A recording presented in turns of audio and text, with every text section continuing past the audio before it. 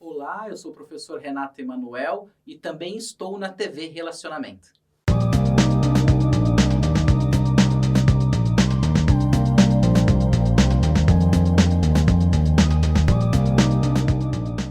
Olá, internautas! Iniciamos mais um programa Gestão Executiva.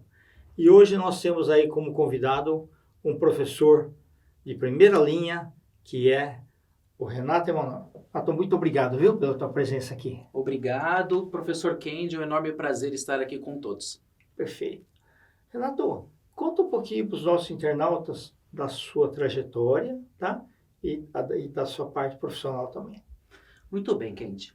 Eu tenho aí 19 anos no cenário universitário, venho lecionando em cursos de publicidade, administração de empresas, os cursos tecnólogos também, estes de 2 anos, e também em programas de pós-graduação e MBA.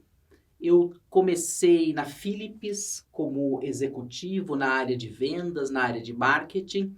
Perfeito. E aí migrei então para o mundo acadêmico e tenho estado neste desde o ano 2000, lecionando então em N universidades aí espalhadas pela grande São Paulo. Perfeito. Ô Renato, desde assim, que você começou, você sempre preferiu mais a área de humanas? Sim, estou na área de humanas e me especializei na área de marketing. Tá, Então, perfeito. dentro de todos estes cursos dos quais eu acabei de mencionar, tenho lecionado as disciplinas inerentes a marketing. Perfeito. Quer dizer que quando você começou a estudar basicamente Kotler aí te cativou. Absolutamente, né? Kotler é a bíblia do marketing, né? Mas nós temos outras referências também. Gosto muito de Luciano Crocco, é um professor, foi meu professor aqui também, então utilizo como uma das referências nas aulas ministradas. Perfeito.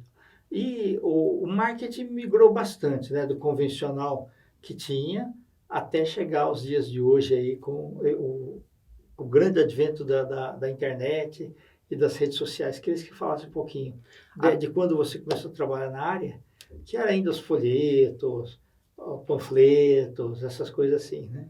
Absolutamente, professor Kendi. E é inacreditável hoje, tanto o aluno quanto o professor, que não realizar uma atualização inerente a essas novas demandas que a gente fala de social media, ele está literalmente fadado ao fracasso, fora do mercado.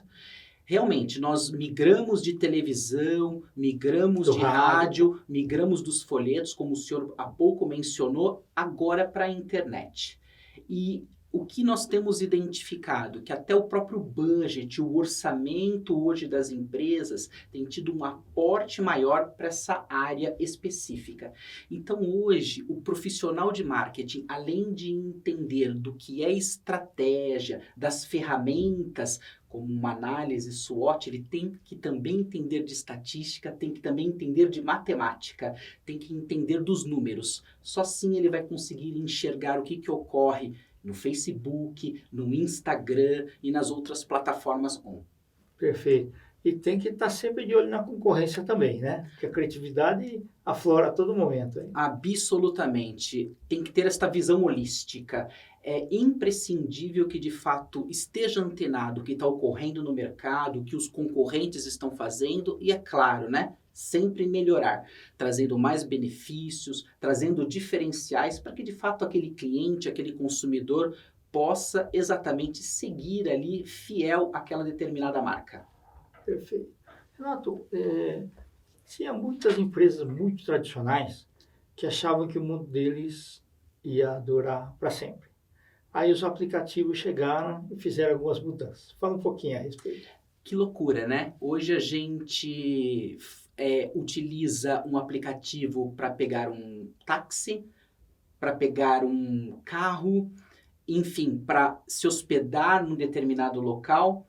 Então nós tivemos uma mudança considerável no cenário do mundo como um todo. E aí o que é importante? Estas empresas tradicionais, elas precisam enxergar esta mudança. Se essas empresas tradicionais não enxergarem estas mudanças, mais uma vez, como há pouco eu mencionei, elas terão sérios problemas de perenidade, de sustentabilidade. Então, o que ocorre, professor Kendi? É inerente que hoje estas empresas elas estejam no mundo da internet, elas estejam no mundo dos aplicativos. Sem isto, elas não conseguirão sobreviver. Você me fez lembrar o seguinte, Renato. Uma vez eu pegava sempre o ônibus num ponto e eu falava assim para os taxistas: você tem algum plano B? Ele falou: não. O dia que eu me cansar aqui, eu vendo esse ponto por 30 mil reais e eu vou viver de juros. Hoje esse ponto nem existe mais. Quer dizer, entrou na zona de conforto achando que aquilo era perene. E isso acontece com muitas coisas, né? Pois é, professor. Realmente, é o que eu falo. Todos nós temos que nos atualizar. Eu acho que é o taxista, é a faxineira, é o executivo, é o gestor. Ele precisa estar antenado às novas demandas. Só isso que vai permitir exatamente essa sobrevivência a médio e a longo prazo. E para tudo, né? Para comida, para remédios. Quer dizer, os gêneros e necessidades de produtos e serviços acabaram entrando no mundo virtual também, né? Pois é, você sabe que tem uma escritora norte-americana chamada Faith Popcore. Ela escreveu Sim. 2 livros, o Clique no final dos anos 70, começo dos anos 80, depois o Relatório Popcore. E uma das primeiras tendências que ela fala é a do encasulamento. Hoje nós vivemos dentro de casulos. Então isso foi projetado no meio dos anos 80. E lá ela já dizia, as empresas precisarão furar este casulo, ou seja, chegar até este casulo. E quando a gente vê esta revolução propiciada pela internet, a gente vê a ferramenta, a resposta para aquilo que foi pensado como teoria no meio dos anos 80. Então, ratificando o que o senhor há pouco mencionou, né? Comida você pede pelo aplicativo. Né? O jovem, a pessoa que quer se divertir, aqueles que querem sair de casa sem terem problema, poderão pedir aí, obviamente, um carro pelo determinado aplicativo. Sai daquele bar, sai daquela discoteca, vai para casa, pede novamente o aplicativo. Então é assim, hoje é o mundo das facilidades. E também propicia maior segurança para as pessoas e conforto também, né? Sem sombra de dúvida. E é exatamente, né? Você não tem problema com aspectos legais, né? Então, de fato, há toda essa comodidade e segurança também neste meio. Perfeito. Renato, eu e você vivemos assim muito tempo no mundo do ensino presencial, tá? Só que isso também sofreu algumas modificações, tá? Comenta um pouquinho aí sobre o crescimento do EAD também. Eu vim acompanhando esta mudança, professor Kendi, desde a minha dissertação de mestrado, quando eu comecei o mestrado no ano de 2009 e finalizei então no ano de 2011. E veja que naquele instante eu já fiz um estudo acerca de educação à distância e acompanhei com muita proximidade os dados do INEP e do MEC. E veja, 2 cursos muito tradicionais na nossa nação, administração de empresas e pedagogia. Como de fato hoje a gente tem alunos espalhados em toda a nação, em específico nestes 2 cursos aí que são dos top 10, com grande número de alunos, né? Sim. Então, universidades tradicionais hoje tem no seu presencial cerca de 10, 20 mil alunos, mas chega a ter 100, 150 mil neste novo cenário, nesta nova plataforma. Então, naquele momento, o que eu trabalhei ali? Eu fiz a tradução de um framework, eu fiz a tradução de um instrumento de um norte-americano para entender a opinião dos alunos dentro desta plataforma. E eu lembro que uma das respostas que nós tivemos ali uma nota muito alta numa análise fatorial é aquele que permite exatamente estudar em qualquer hora e em qualquer lugar. Sim. Então isso é o que corrobora, isso é o que ratifica exatamente este novo momento de EAD. Então, tanto professores, tanto o corpo docente quanto o corpo discente, cada vez mais terão que, de fato, enxergar isso como uma nova oportunidade, como um novo momento da atual sociedade. E eu vejo que nós caminhamos aí naquele conceito de cidadão no mundo, né? E que você tem que aproveitar os 1.440 minutos das 24 horas que a gente tem todo dia, né? Para enxergar aqueles momentos mais vagos que a gente pode aproveitar melhor. E essa é a grande ideia, né, da EAD, né? Permitir que, como há pouco eu mencionei, estudar em qualquer hora e em qualquer lugar. Então, ou seja, o aluno, o discente, ele é efetivamente o responsável pela administração, ele é o responsável, ele é o gestor do seu tempo. Então, hoje, através do celular, através de qualquer outro periférico, ele estando em casa, no meio de transporte ou até mesmo no escritório, em qualquer lugar ele pode estudar. Muito bacana. É um cenário aí realmente grandioso e que chegou para ficar mesmo. Chegou para ficar e não tem como mais sair disso, né? Hoje, os grandes players nesta área passam de 1 milhão de alunos espalhados, né, em toda a nossa nação. E você contar o mundo, então... Absolutamente. E o que é muito interessante, essa universalização da educação. Então, o que vai permitir que o jovem ou que aquela pessoa que não teve num determinado momento acesso à educação em outrora, ele pode estar do Mato Grosso, a Floresta Amazônica, estudando numa universidade de ponta em qualquer lugar aqui da nossa nação. Sim, coisa que no presencial ele teria que ter deslocamentos e fazer uma logística meio complicada muitas vezes. Absolutamente. E, de fato, isso gera custos, problemas efetivamente em grandes regiões metropolitanas como a nossa, em que a gente vive aqui na Grande São Paulo. Então, ou seja, o acesso ficou muito mais fácil. Mas o que é importante ratificar? A cobrança hoje no ensino à distância, ela tende a ser até muito maior do que, de fato, a presencial. Por quê? Porque o aluno tem prazos.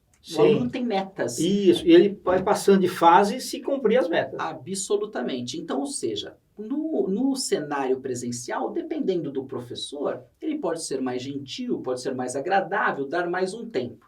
Em EAD, isso não é possível. Ou seja, o professor determina uma data para entrega efetiva daquela atividade, quem não cumpriu, literalmente vai perder pontos, vai perder nota.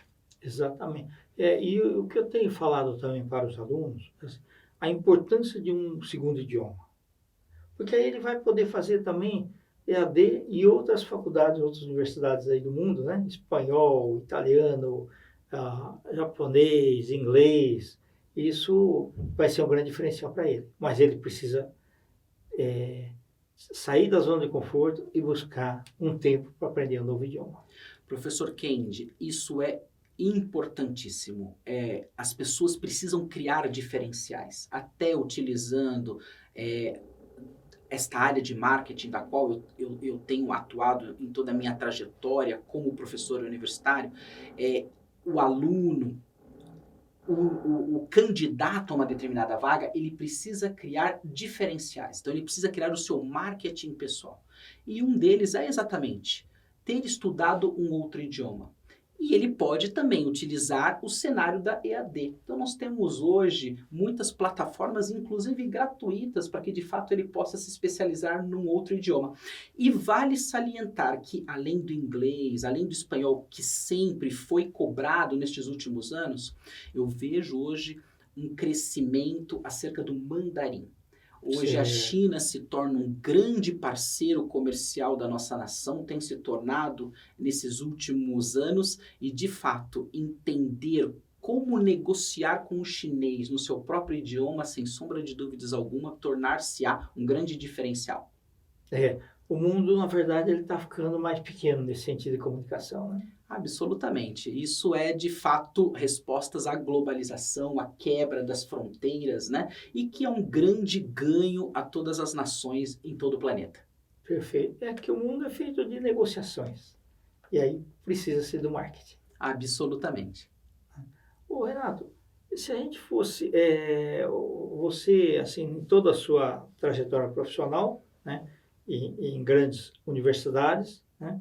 Seu tempo é bastante tomado, mas você está sempre aberto a novas oportunidades, né? Então, por exemplo, alguma universidade aí do país ou de fora que quiser, então, conversar contigo, você tem algum horário disponível também?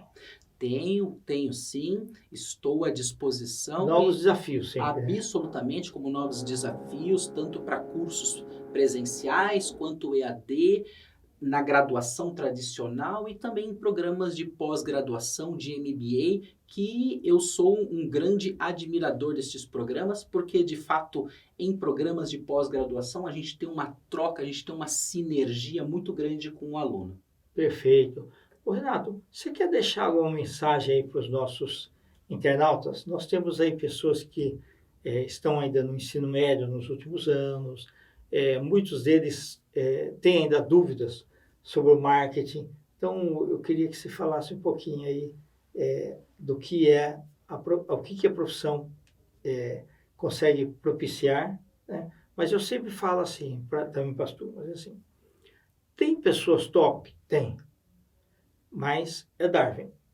Ou seja, não são os mais inteligentes, né, nem os mais fortes, são aqueles que se adaptaram às mudanças. Porque o marketing vem sofrendo mudanças radicais a todo momento. Aquilo que era dos anos 50 não vale mais para os anos 60, e teve desdobramento nos anos 80, e depois nos anos 90, e agora com as redes sociais mudou, e com a globalização e tudo mais, ele está mudando ainda mais a maneira de pensar das pessoas. Então, por favor. Se você me permitir, professor Kendi, eu gostaria até de falar do meu próprio projeto de doutorado nos dias de hoje.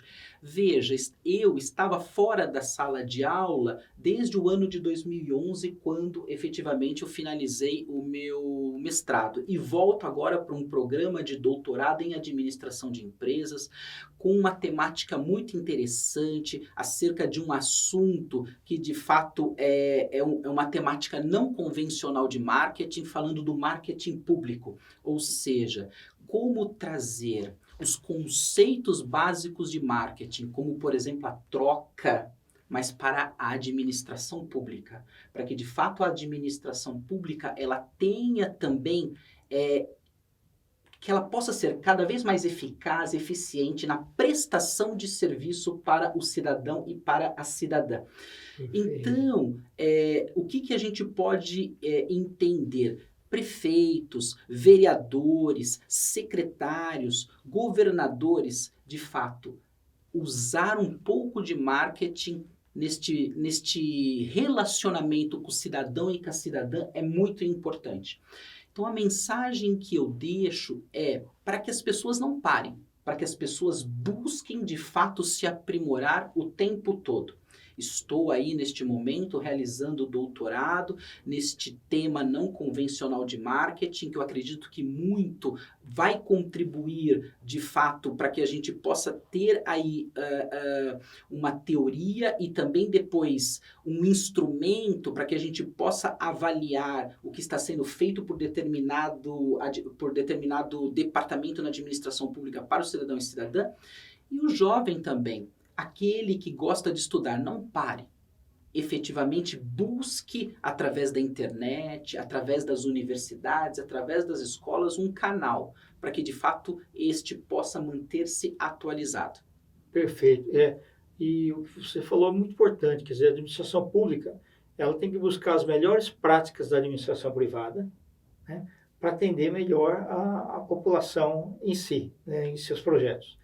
E o ideal seria se a gente tivesse governantes que funcionassem como um maestro. Que o maestro, quando ele rege a orquestra, ele realmente sabe, cada um deles, o que realmente faz e a sintonia certa, no tempo certo, para que o resultado final seja sempre bom. Sabe, professor Kendi, eu tenho feito um estudo chamado bibliometria, é uma nova metodologia que tem sido utilizada, e eu identifiquei poucas produções acerca desta temática, que há pouco eu mencionei do marketing público. Daí esta relevância, daí esta importância. Só para o senhor ter ideia, no maior portal de artigos de todo o planeta, que é o Web of Science, só foi encontrado 14 artigos desta temática. E curioso que nós temos uma participação muito interessante do leste europeu, alguns lugares efetivos ali na Europa, em especial em Portugal, na Inglaterra, alguma coisa na China, mas pouca coisa aqui na nossa nação. E Praticamente quase zero. nada da América Latina também, né? Pois é, professor, infelizmente. Então, a gente precisa, de fato, ratificando o que o senhor há pouco mencionou, né? Usar as práticas do mundo corporativo também na administração pública. Perfeito. Professor Renato, muito obrigado, viu, pela importante contribuição que você deu aí no nosso programa, e eu gostaria que você deixasse seus contatos. Eu agradeço pelo convite, professor Kendi, e deixo aqui o meu número, então, 11 São Paulo 984219566 e o meu e-mail, renatoemanuel, com 2 M's de Maria, @hotmail.com. Muito obrigado. Perfeito. Obrigado, Renato. Obrigado. Mais uma vez. Felicidades, tá? Obrigado. Internautas, com os agradecimentos a esse grande profissional, Renato Emanuel, nós finalizamos mais um Gestão Executiva. Um grande abraço e até a próxima.